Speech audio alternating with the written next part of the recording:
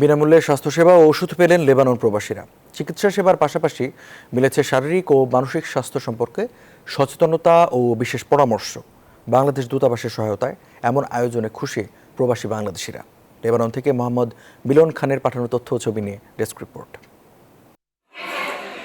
লেবাননে ওষুধের চড়া মূল্য, ওষুধের সংকট এবং ভাষাগত সমস্যার কারণে বেশিরভাগ প্রবাসী বাংলাদেশিরা দেশটিতে সঠিকভাবে চিকিৎসা নিতে পারছেন না। তাই তো প্রবাসীদের সুবিধায় বাংলাদেশ দূতাবাস আয়োজন করে বিশেষ স্বাস্থ্যসেবা ক্যাম্প।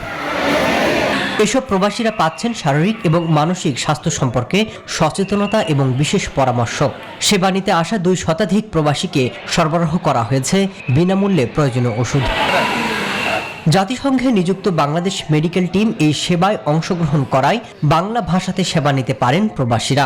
আমাকে ওষুধ দেওয়া হয়েছে, তো আলহামদুলিল্লাহ আশা করি ওষুধে আমার উপকৃত হবে।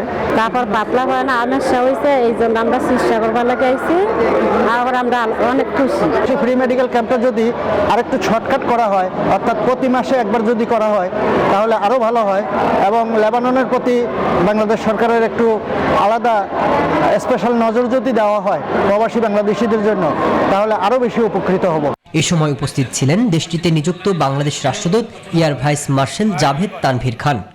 আমি এই মহতী অনুষ্ঠান আয়োজনে আমাদের সহযোগিতা করার জন্য আমি বাংলাদেশ নৌবাহিনী জাহাজ সংগ্রামের ভারপ্রাপ্ত অধিনায়ককে আন্তরিক অভিনন্দন জানাচ্ছি এবং তার মাধ্যমে আপনাদের সকলকে আমার কৃতজ্ঞতা জ্ঞাপন করছি।